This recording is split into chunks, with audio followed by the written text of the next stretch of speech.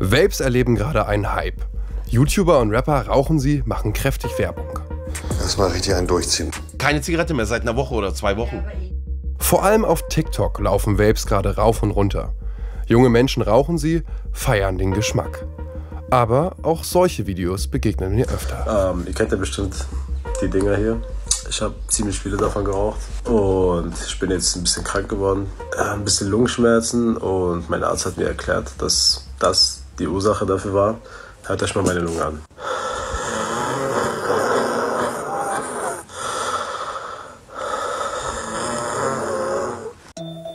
Der junge Mann aus dem Video heißt Harris. Auf Instagram schreibt er mir später, dass es ihm wieder besser geht. Doch ich will wissen, wie gefährlich sind Vapes, wenn man sie länger raucht.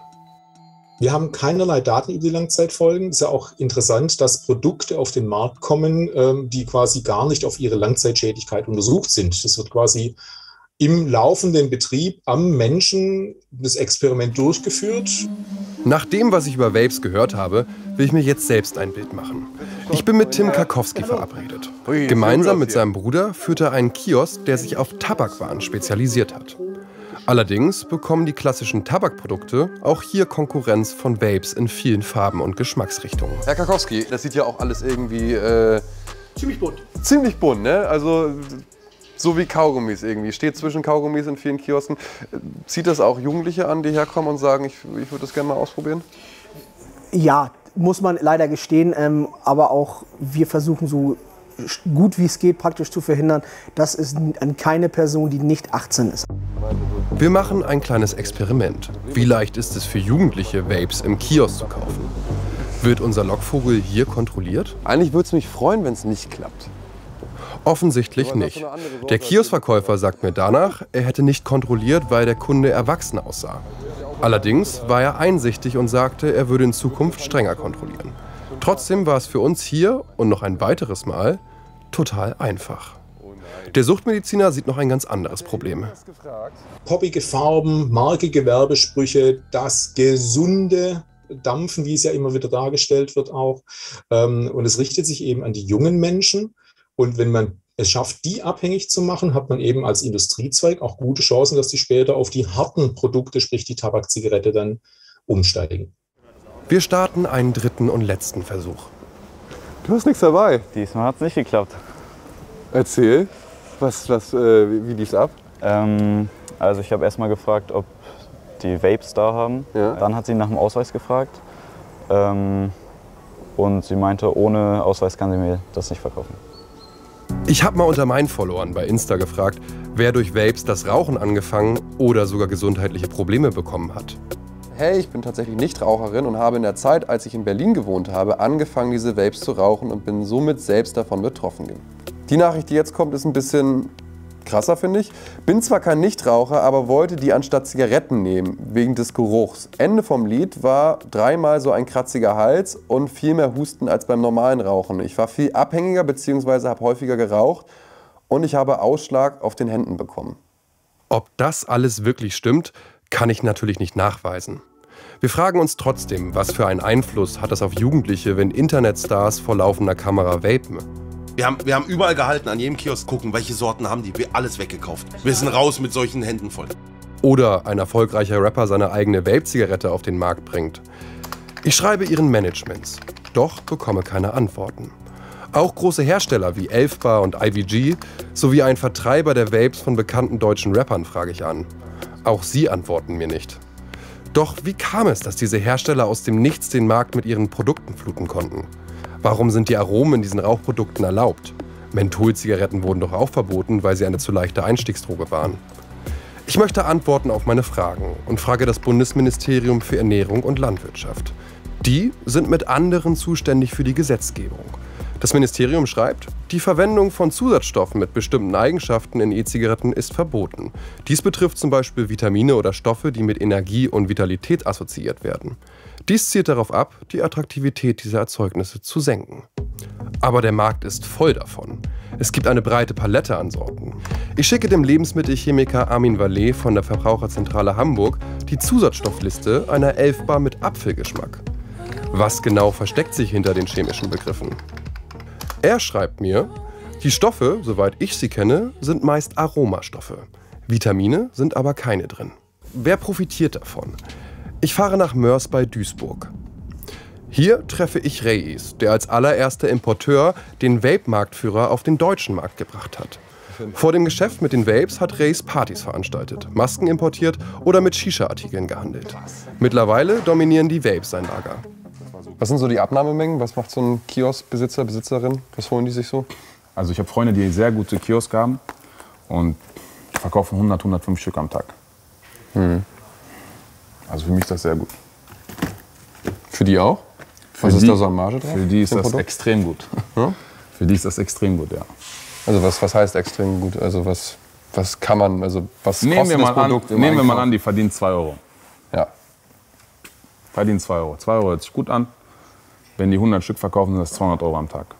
Das ist ja nur ein reines Zusatzgeschäft. Krass.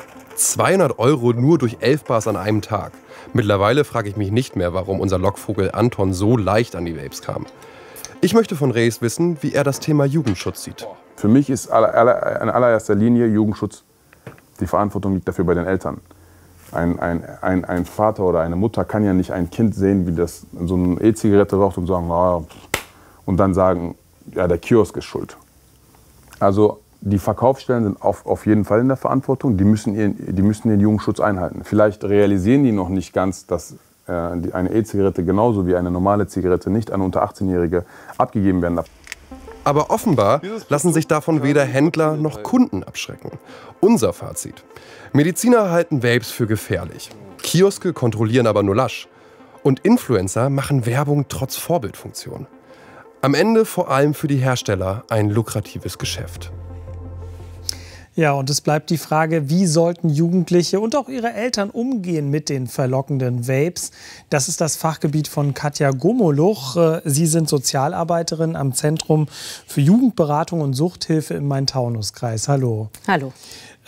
Sie gehen ja auch präventiv in Schulklassen, genauso gehen Sie auf Insta und eben insgesamt Social Media und versuchen da aufzuklären über die Vapes. Was sagen Sie da den Heranwachsenden?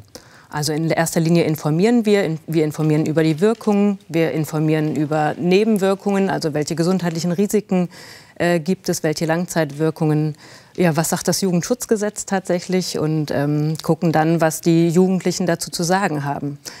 Aber es geht vor allem auch um Nikotin, ne? Das wissen viele gar nicht, dass das da drin ist und das sagen Sie ihnen. Genau, das ist richtig. Die meisten denken, ach, das ist einfach nur ein bisschen Aroma und es ist eine E-Shisha ohne Nikotin und sind dann häufig sehr erstaunt und teilweise entsetzt, wenn sie merken, dass da sehr viel Nikotin sogar drin ist. Wie schnell wird man eigentlich von Nikotin süchtig?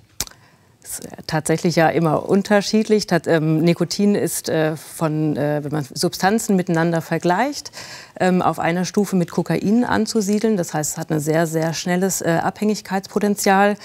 Und je jünger ein Konsument, eine Konsumentin ist, desto schneller geht's. Also bei Kindern, Jugendlichen kann es 2, 3 Wochen dauern, dann sind sie schon abhängig. Das ist echt krass. Warum sind denn gerade diese kleinen E-Zigaretten so attraktiv bei jungen Leuten? Weil die Vorgängerweise zu dampfen kennt ja, glaube ich, jeder inzwischen. Das sind solche Geräte mit Akku, die lädt man auf, da tut man was rein. Bisschen komplizierter, auch teurer in der Anschaffung.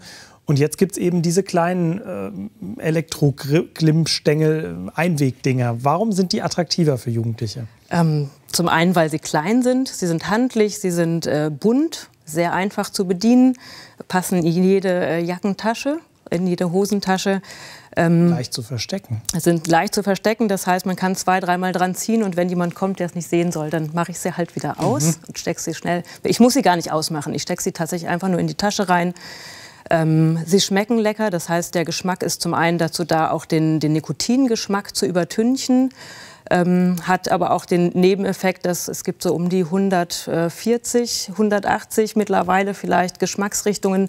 Das ist eine schöne Challenge, einfach mal alles auszuprobieren, was es gibt.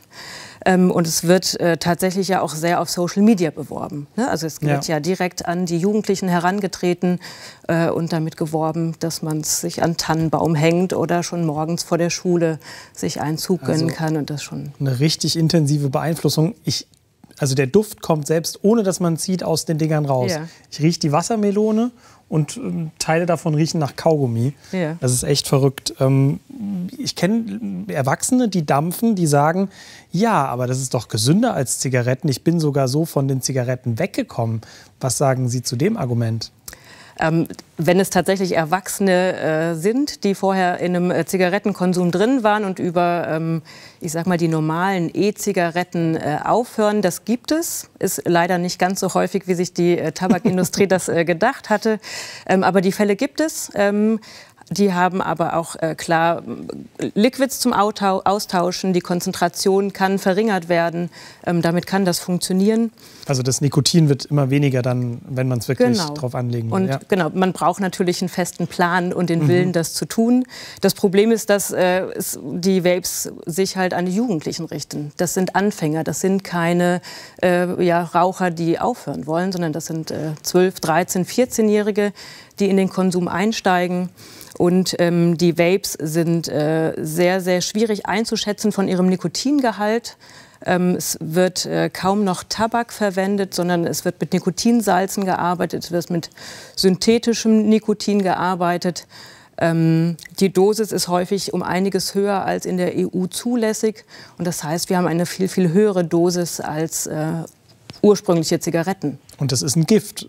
Nikotin, das muss man noch dazu sagen. Nikotin ist ein Zellgift, das schädigt die Zellen, es entstehen ganz viele Entzündungen, die Gefäße werden verengt, das heißt, es werden sehr schnell Organe geschädigt, das Gehirn geschädigt. Das sagt Katja Gomuluch, Suchtexpertin aus dem Main-Taunus-Kreis. Vielen Dank für all die Einordnungen. Also ja, diese kleinen handlichen und süß duftenden E-Zigaretten, sie sind einfach verführerisch, gerade auch für Jugendliche. Nur wenn die süchtig werden, dann trifft es eben einen Körper, der noch mitten in der Entwicklung ist. Und das macht die Dinger besonders gefährlich.